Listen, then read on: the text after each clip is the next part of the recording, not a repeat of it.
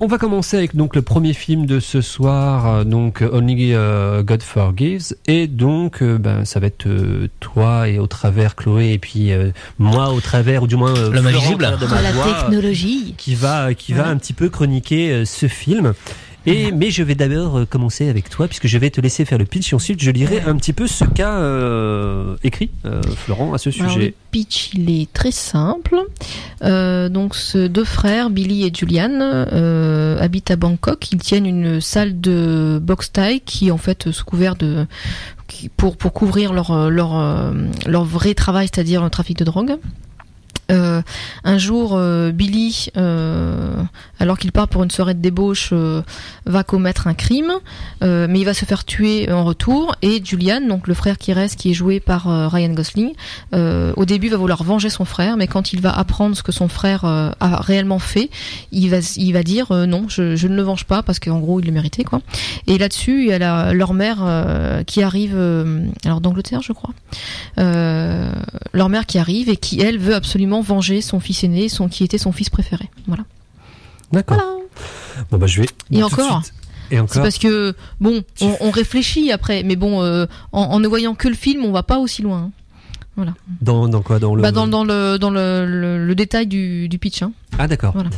Non mais c'est vrai hein, parce que des fois en lisant les critiques ou les résumés dans les programmes des cinémas, c'est plus détaillé que ce que nous on a compris. Donc il me semble que Florent a mis un petit truc là-dessus aussi. D'accord.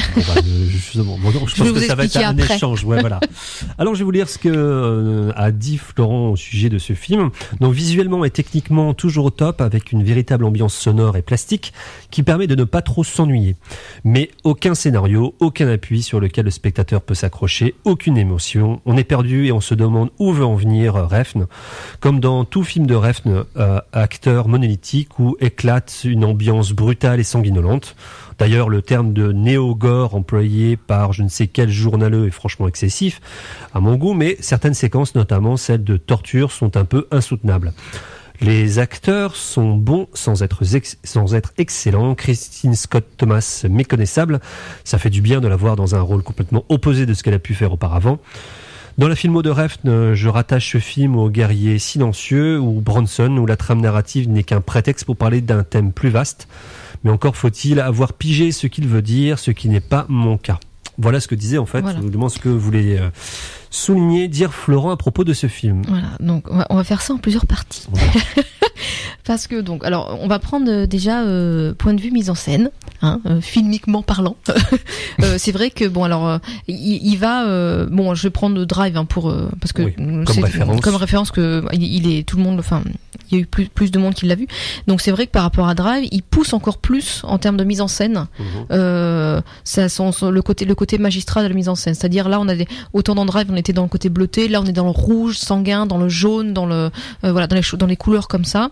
Ça se passe à Bangkok, donc il se sert beaucoup des décors kitsch qu'il peut y avoir dans les bordels de là-bas, dans les karaokés, voilà, il y a c'est kitschissime, hein, il y a des choses et donc ça se prête bien aux couleurs qu'il a voulu mettre en place. Donc c'est vrai que d'un point de vue réalisation, c'est magistral, c'est sublime. Chaque plan, c'est franchement une splendeur. Il y a la mise en scène et la photo est franchement mais sublime. Ça. Donc c'est un film qui est très.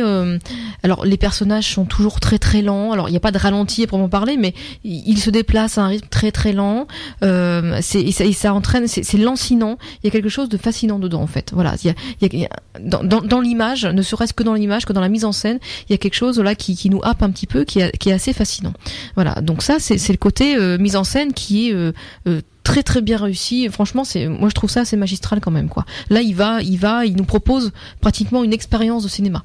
On est au-delà alors on n'est pas dans l'exercice de style. Pour moi, on est au-delà de l'exercice de style. Hein. On n'est pas que là-dedans. Il y a vraiment une teneur, une épaisseur. Alors effectivement, cette épaisseur-là, il faut comprendre ce qu'il a voulu dire, parce que donc tout à l'heure je vous ai le pitch, mais c'est vrai que les informations comme quoi, par exemple, la salle de sport que tiennent les deux frères sert de couverture à un trafic de drogue plus vaste.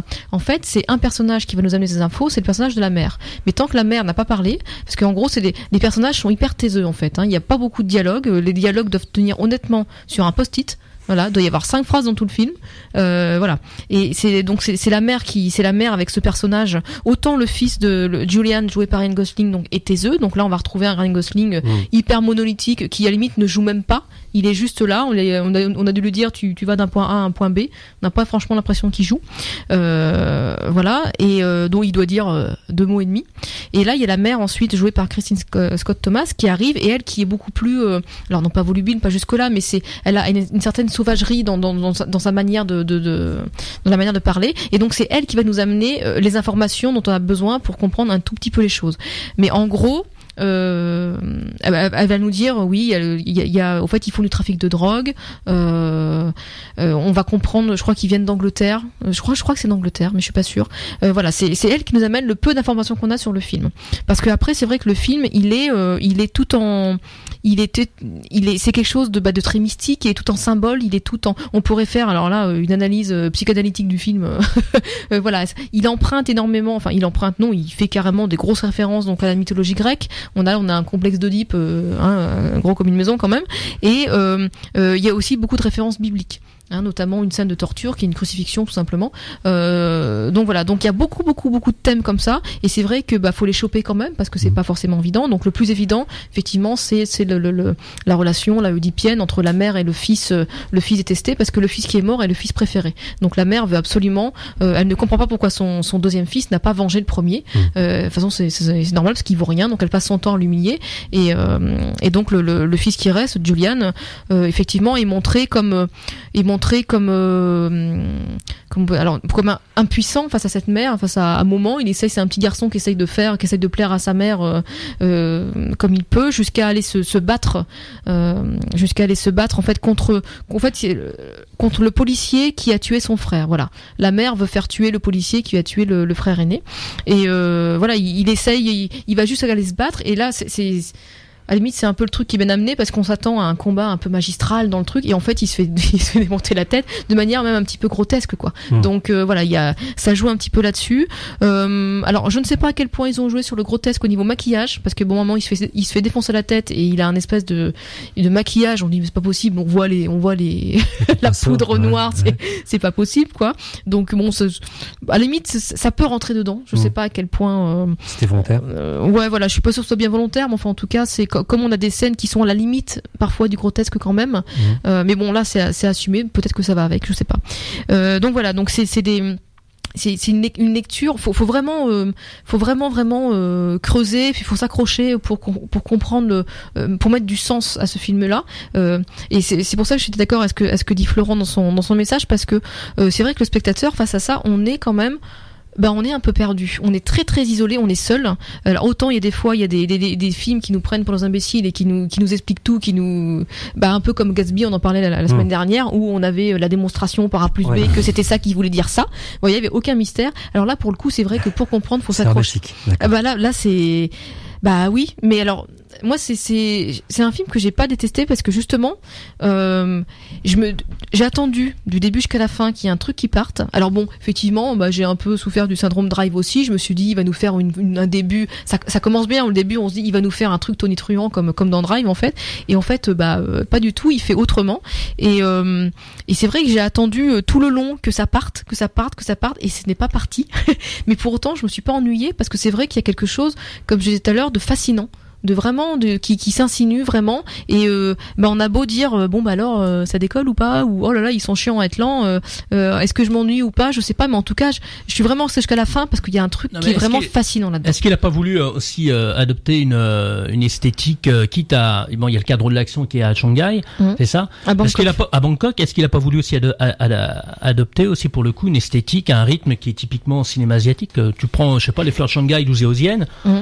On n'a pas le sentiment que ça décolle à un moment, mais t'es enveloppé, t'es pris par, il y a une, je dirais, la mise en scène, elle reste sur le même ton du début jusqu'à la fin. Oui, c'est quasiment un film d'ambiance, avec un film très visuel et très esthétisant. Il n'avait pas besoin, entre guillemets, de se référer en fait au film asiatique et d'aller en Asie, dans le sens où Drive, il le faisait déjà, donc je suis presque envie de dire. Non, là excuse-moi, mais là c'est beaucoup plus lent que Drive. D'accord, c'est plus lent. Ah oui, oui. Non, mais vu qu'il y a un côté apparemment un peu plus hypnotique. Oui. je trouve en tout cas pour ma part qu'il y a vraiment ce côté, c'est hypnotisant, c'est vraiment hypnotisant, lancinant, c'est mystique, on rentre dedans, enfin c'est vraiment, c'est vrai que moi j'ai pas réussi à s'il n'y avait pas eu cette ambiance-là, c'est vrai que je me serais levée, je serais partie. Bon. Mais du coup, on est un peu scotché par puisque il nous fait quand même quelque chose de au niveau mise en scène qui est assez incroyable, quoi. C'est très magistral comme mise en scène quand même. Il a vraiment là une image qui est magnifique. Et c'est vrai que là aussi, Georges Florent, c'est que justement, comme le spectateur se trouve un petit peu seul, ce qui manque quand même à un moment dans ce film-là, c'est une espèce d'émotion. Dans Drive, il y avait ça quand même. Il y avait, alors c'est vrai, Drive, je compare toujours avec celui-là, mais c'est vrai que c'était son film le plus grand public en fait à ce réalisateur-là. Ouais. Et c'est vrai qu'il y avait quand même un moment, même si c'était des taiseux tout ça, il y avait des émotions qui surgissaient un peu comme ça. Là, les émotions, il y en a pas, donc c'est un petit peu sec niveau point de vue émotion, parce les personnages sont tellement monolithiques qu'on ne sait pas trop, à part la mère qui elle, dit ce qu'elle pense, mais sinon c'est vraiment une histoire d'ambiance et on se laisse prendre par l'ambiance et moi j'ai pas réussi à me détacher de ça quand même si effectivement pas d'émotion, on comprend pas toujours tout. Alors après il y a justement, est-ce que le fait de pas comprendre, on va dire d'évacuer le côté un peu histoire et la compréhension des spectateurs se réfère absolument au côté ambiance perdu, parce que le personnage est un peu aussi, je pense qu'il a voulu faire ça de toute façon par rapport à cette situation, donc c'est un peu pour appuyer ce côté un peu, on va dire un peu brouillard, un peu embrumé en fait du personnage. Non, un peu ça, parce que après c'est un peu, un personnage un peu perdu, qui est perdu par rapport à ce qui se passe, qui est dépassé par rapport à ce qui se passe. Ouais. C'est peut-être ça. D'ailleurs, et le fait que ça soit au moment en fait où la mère arrive qui apporte compréhension à l'histoire, c'était parce que justement elle a une meilleure maîtrise de ce qui se passe et c'est peut-être au mieux ce qu'il y a à faire. Non, c'est pas ça. On verra que non. Mais non, je pense vraiment qu'il a privilégié vraiment l'esthétique et cette ambiance-là au scénario. Après, est-ce qu'il s'en est servi pour justement pour servir le personnage, je ne sais pas. Ça, je suis pas bien sûre. C'est pas forcément évident parce que c'est vrai que c'est un personnage donc qui est joué par Ryan Gosling il est pas évident à suivre parce que il se déplace vraiment avec lenteur, il est taiseux, il y a vraiment pas grand-chose à quoi se raccrocher. Voilà, on est maintenu par l'ambiance qu'il met et qui est juste sublime. Mais sinon voilà et en tant que spectateur, c'est vrai qu'on peut se trouver un petit peu on dit mais qu'est-ce que je fais là est-ce que j'aime pas, voilà, donc c'est pour ça que du coup moi j'ai été obligée de faire des cases. En gros, il y a la partie mise en scène, après il y a la partie histoire, après il y a la partie voilà. Donc toutes ces références bibliques, mythologie grecque, tout ça qui arrive, certaines sont évidentes parce que des fois on pourra lui reprocher de faire un symbolisme extrêmement fort, notamment il y a la mort d'un des personnages qui est niveau symbolisme, ça va, on a compris quoi, mais c'est très très bien fait. Mais c'est la scène de crucifixion aussi, la scène de torture, voilà. Mais par contre moi j'ai trouvé, alors même si effectivement la violence arrive comme dans ces films précédents, elle arrive de manière un peu fulgurante, j'ai trouvé que finalement cette mise en scène là avait tendance à aplanir un petit peu les surgissements de violence comme ça, parce que du coup c'est quand même horrible ce qui nous montre, et on a tendance à passer un petit peu dessus. Voilà, donc je sais pas trop comment expliquer ça. Passer dessus. C'est-à-dire c'est la scène qui nous montre, c'est alors Florent mettait une scène de torture là qui est difficilement soutenable. Pour ma part, c'est vrai que oui, dans les faits, si on s'imagine ça, c'est difficilement soutenable. Mais là, je trouve que l'ambiance du film, la manière dont il apporte les choses, c'est moins fulgurant que dans ses films précédents, et que donc finalement, ça passe. Comme si on voyait une scène de repas par exemple. Voilà, c'était pour moi elles sont pas fulgurantes de la même manière que dans ces films précédents. Et à la limite, c'est peut-être ça que j'ai moins aimé. Je préfère quand c'est vraiment plus fulgurant que ça. Alors ça, je sais que tout le monde sera pas d'accord parce que j'ai lu beaucoup de critiques qui parlaient justement de ce côté insoutenable des scènes de violence. Et je les trouve beaucoup moins insoutenables que dans ces autres films. Ouais. Et voilà, elles ont tendance à passer beaucoup plus simplement, quoi. Voilà. Alors est-ce que ça c'est voulu ou pas, j'en sais rien. Mais c'est vrai qu'il nous parle. Là, le film, en fait, il y a le pitch, voilà. Mais à la limite, c'est vraiment très accessoire parce que là, il nous raconte par sa mise en scène, en fait, il nous montre la violence, quoi. C'est vrai que c'est un film sur la violence, qui est la violence, mais qui serait, comment dire, organique, viscérale, quoi. Quelque chose de presque anthropologique, quoi. Un truc vraiment, il nous montre la violence telle qu'elle est, comme si, enfin, la violence, elle est innée, elle est là, et il nous montre comment elle surgit et comment elle est là au quotidien aussi, quoi. Donc pour moi, c'est un film là-dessus. Après vient effectivement la violence dans la relation de la mère à son fils, voilà. Mais le maître mot du film, c'est la violence. Et après, il la décline sur différentes choses. Et voilà. Et après, l'histoire qui se brode autour de la violence, quelle que soit la violence, de toute façon là, on parle de violence. Peu importe comment après, quel scénario il a mis dessus, quoi. Voilà, c'est même pas un scénario d'ailleurs, c'est une petite phrase, une ligne directrice et point barre, quoi. D'accord. Voilà. Mais c'est vrai que c'est un film. Alors c'est un film qui est pas évident à voir, hein. C'est vrai que encore une fois, je reviens sur Drive. Ceux qui ont vu Drive disent il y a un Drive 2 qui sort. Non, pas du tout. Drive, c'est comme pas non plus un film qui était évident. C'est pas non plus tous les spectateurs. Il était déjà pas évident. Ouais, pas évident. Voilà. Mais alors celui-là il est encore moins évident parce que là vraiment on est vraiment. Là il nous. Je vais peut-être dire un truc qui va en hérisser certains, mais je trouve il nous a fait un vrai film d'auteur.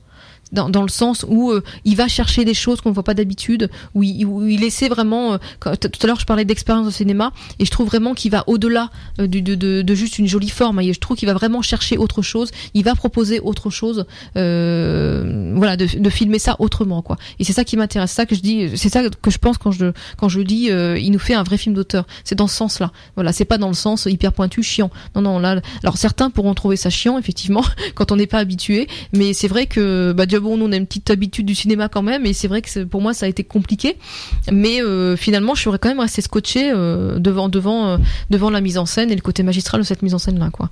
Mais c'est vrai que pour en faire, alors peut-être qu'on en reparlera tout à l'heure, mais je rebondis sur on avait dit un peu la même chose sur The Master. Oui. Voilà, donc c'est vrai qu'il y avait un côté vraiment, la mise en scène se posait là, elle était magnifique, c'était sublime, mais il y avait un côté à la limite on aurait aimé peut-être un peu plus un peu moins de maîtrise et un peu plus de lest et peut-être d'émotion comme ça qui pourrait surgir. À la limite, si l'émotion pour moi avait surgi avec les scènes de violence, pourquoi pas. Mais en l'occurrence, là, même dans les scènes de violence, ça m'a pas fait cet effet-là, quoi. Voilà, donc il manque pour que ce soit vraiment un film qui vous prenne vraiment à bras le corps et qui vous tourne les tripes.